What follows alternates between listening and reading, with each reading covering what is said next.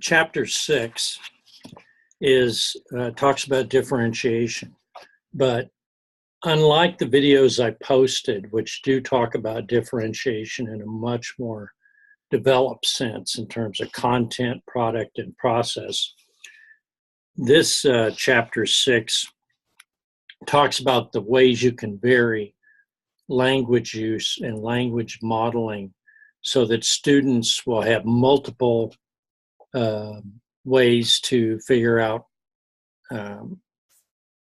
context and the meaning of words, the meaning of concepts. For example, sometimes a thing like note-taking, that's always been emphasized historically, that taking notes in class is good. I found it sometimes not very good because students try to write while they're listening and comprehending, and they don't take very good notes.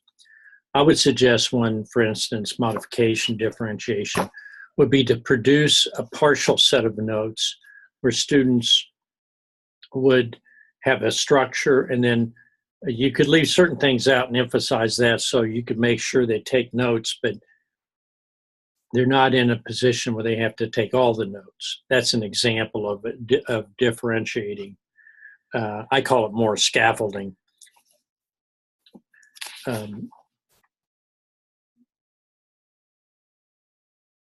Having a really language-rich environment where you have a word wall, even in high school.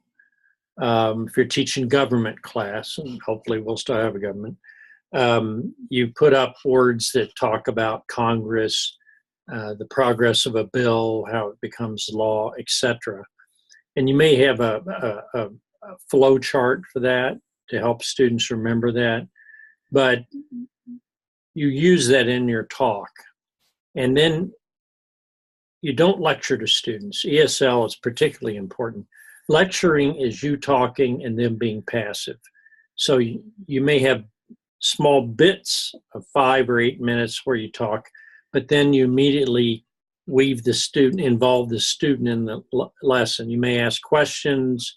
You may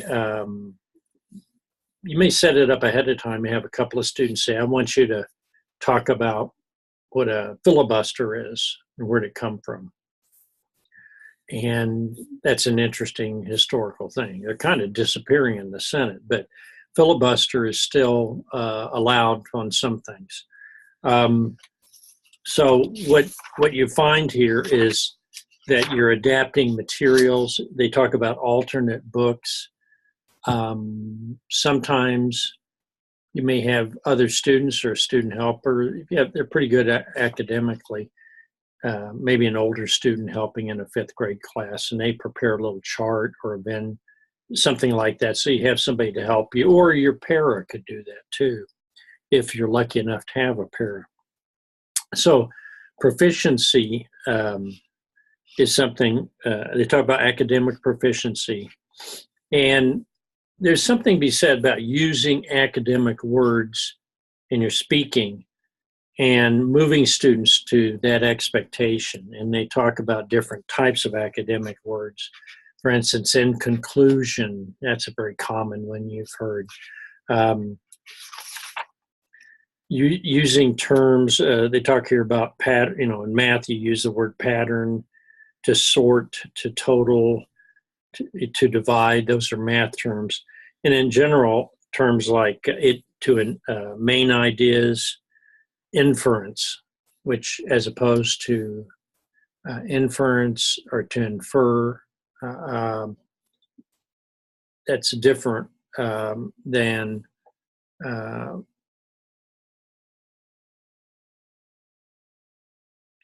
some other words are very similar to it. I just forgot what I was going to say about that word. But you can infer something, and then what is the other term? Starts with an I too. But in any event, but that means when they're looking at something that's not directly said, but there's an implication of, to imply, of course. To imply and to infer are different.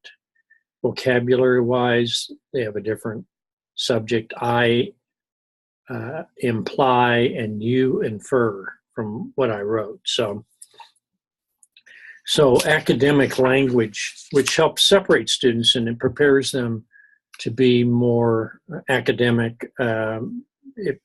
Think about this: you want them to maybe go to college, to do well in ACT, so they're going to have to take up that academic language. So you want to have that around, have it used, because just having the words on a word wall sometimes is rather empty. I almost would rather have it used in a paragraph or something where you have content meeting an example all at once, because that way people can look at it and understand what it means. They talk about cognates, they talk about graphic organizers on page, a lot of websites on page 106. Again, Venn diagrams. Visuals are always huge. I learn very well from watching a lecture on tape or a presentation on tape. So consider taping some of your presentations so students could look at it later and say, oh, that's what you meant. Because with ESL, I've noticed that my desire is for people either to speak more slowly if I were listening to it in Spanish, or to actually be able to go back and listen to it again. In which case I could fill in and say, oh, that's what he said. I didn't catch that word because maybe I didn't hear it correctly or something. So consider videotaping, or at least audio taping it maybe. That would be helpful.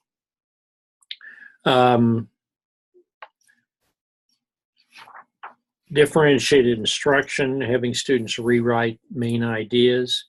I like the idea of a sentence or even 2 or 3 sentences, a mini paragraph, to explain a concept like the start of the Civil War. You should be able to construct chunks of meaning. And it's also good because it gives them practice in writing. And you can't just have students write an essay or a paper once every 2 weeks. But there should be some continuity there, some use of language every day, maybe a paragraph every other day or every third day.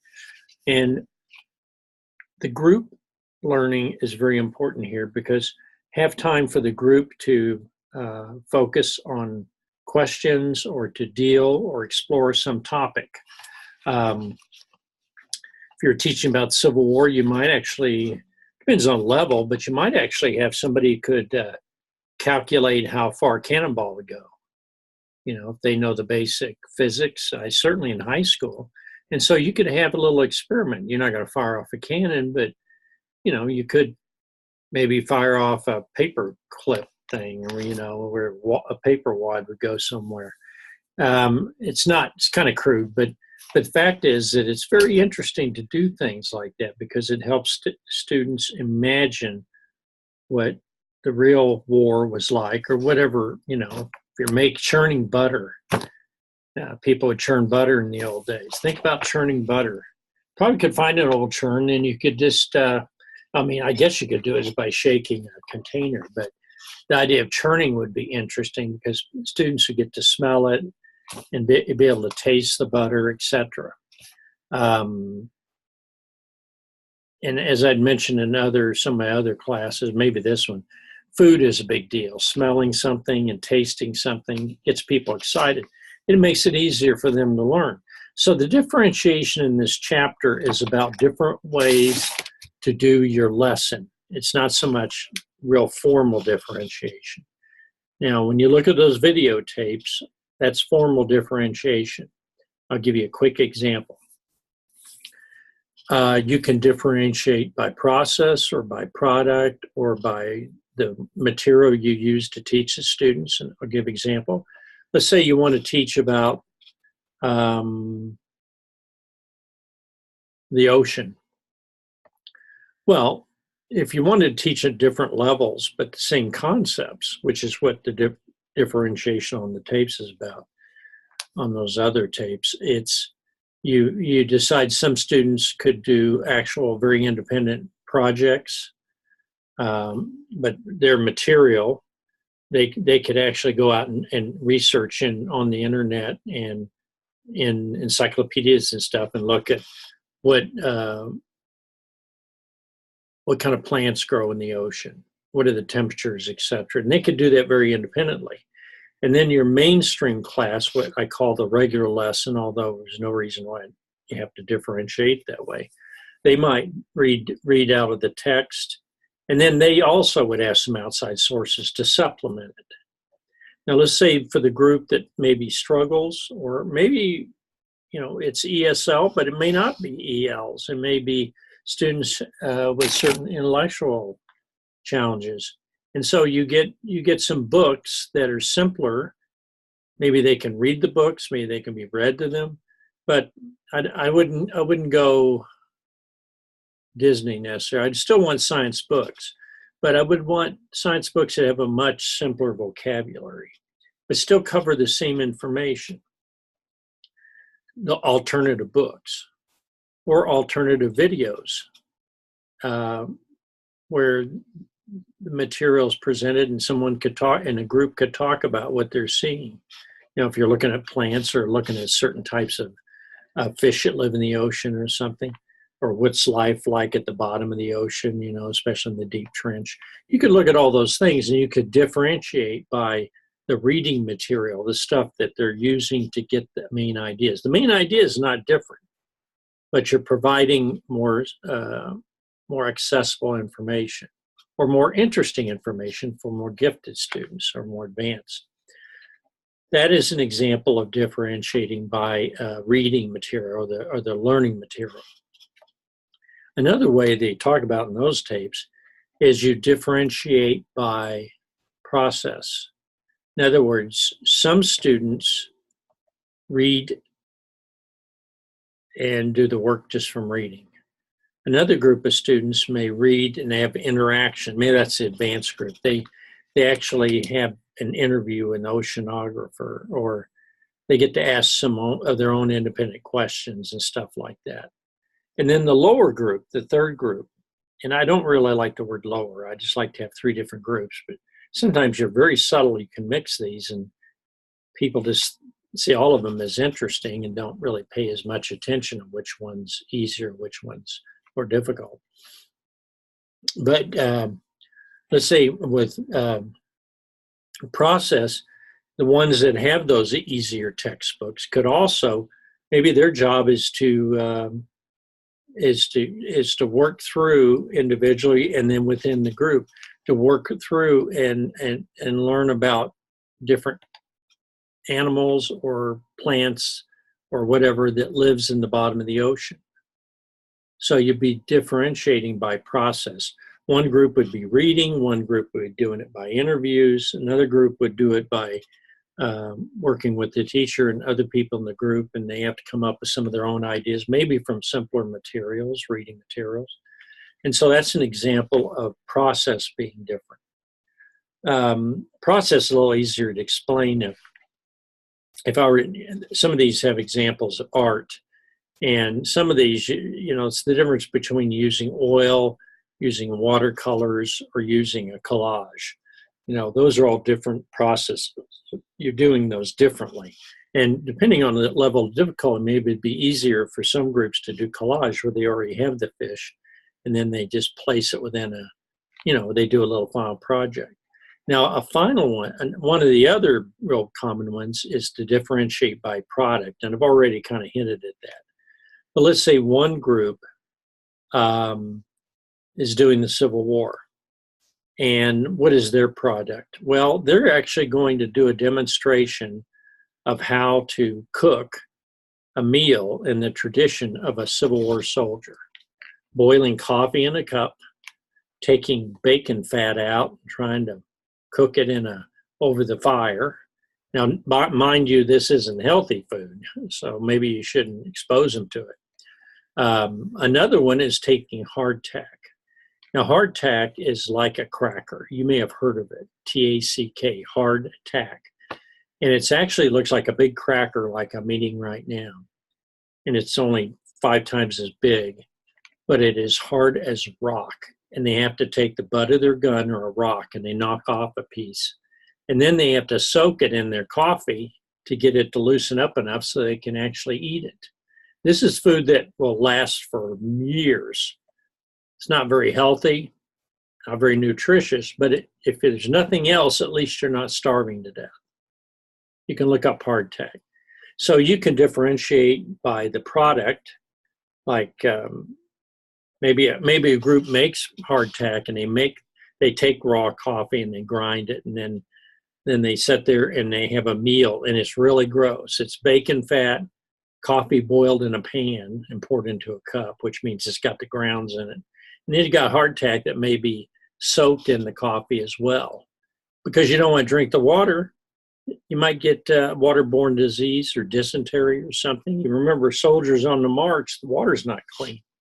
People do all kinds of things in the stream. Sometimes soldiers fall over and there are rotten bodies in the stream. So people trying to eat carefully take the worst stuff and try to make do with it. And occasionally, if they get a chicken, they'll kill it and cook it right over the fire. But most of us would not like to do that either. That could be the advanced group, by the way. The regular group, they could do a menu at a Civil War cafe. So rather than cook the food and eat it, it's a little graphic. Maybe they would do a Civil War menu and they'd have stewed beans or boiled peanuts. That was very popular. And they could actually have it. Maybe they wouldn't cook it. Or maybe they cook it like a restaurant in a nice town during the Civil War, where they actually cook the food instead of just making it by a campfire. By the way, they didn't have barbecues in those days. Everything was a barbecue, I guess is what I would say. Okay, now, I've talked about one group making Civil War food and eating it, like the soldiers, another group having a restaurant, and a third group, which would be maybe considered the lower level group, but doesn't mean it can't be interesting. What would they do? Maybe, depending on how you want to mix these up, maybe they would make a calorie chart and talk about the pluses and minuses of different types of food, like the bacon fat. How is bacon fat going to affect your body if that's all you eat for 2 years? How is coffee, where you actually have the grounds in the coffee and you just boil a pan? My dad used to do that. He used to take, when he was in a hurry, he would just put the coffee into a pan, like you're going to boil potatoes. So he'd put coffee in there. He'd fill it half full of water, and he'd just boil it. He'd just pour it off and drink it, grounds and all. I wasn't too keen on that. But what that tells me is that he must have, at some point, when he was in the Army in Alaska during World War II, that sometimes it didn't have percolators. That's how they made coffee. They didn't have filters. I mean, I'd rather not drink coffee that way. I just wouldn't taste it. But those are examples of products being differentiated. Now, the text here doesn't go into that, but the differentiation tapes do. And so differentiation is so much fun because you can have different kinds of lessons and you still are doing the same goal, but your content goal is the same, but your language goals, which I haven't talked a lot about those, but that's part of show content. You have language objectives and you have content objectives. To learn about Civil War, learn this and that about Civil War, learn about the bank failure of 1893, learn about the impact of the Depression on the health of people in the Dust Bowl. And that stuff's very interesting. I was reading how many people got pneumonia because of the dust clouds. They were so pervasive, and the dust would get in the house.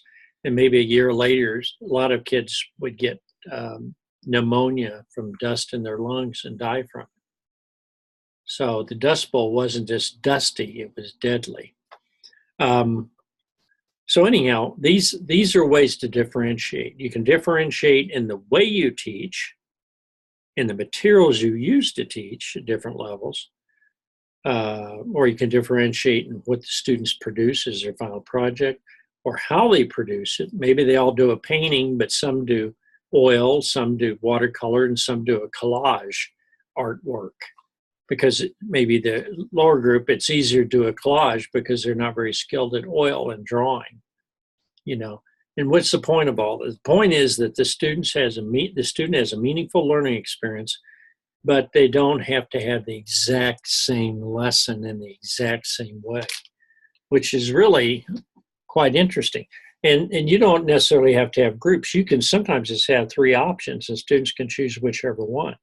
They can all be challenging. There's no reason you have to lower, medium, higher. But students may gravitate toward one that's more into their skill. If I'm an artist or musician, I may like to do something about talking about songs of the Depression, replaying some of those Guthrie, or not Arlo Guthrie, he's did Alice's Restaurant, but Woody Guthrie, his dad, was a big singer during that time. He's also a communist. He was accused of being a communist. Because anytime poor people tried to get something from the government, they were communists. But that's what differentiation is. I'm really excited about differentiation. I like the idea of a lesson where it's kind of off the wall, but it's different, but it's significant and it's meaningful for different groups. So how do you like that, Cracker? Anyhow, that's my second video for the night. I'm probably going to put some more stuff on tomorrow. We're getting a new bed because my bed has been killing our backs. Big mistake, bed. And so we're getting a newer one tomorrow, and I have to go home and move stuff. So I've been doing therapy on the old shoulder, These video casts are just painful for me, having to move my arms and stuff. Joke. Okay, thank you.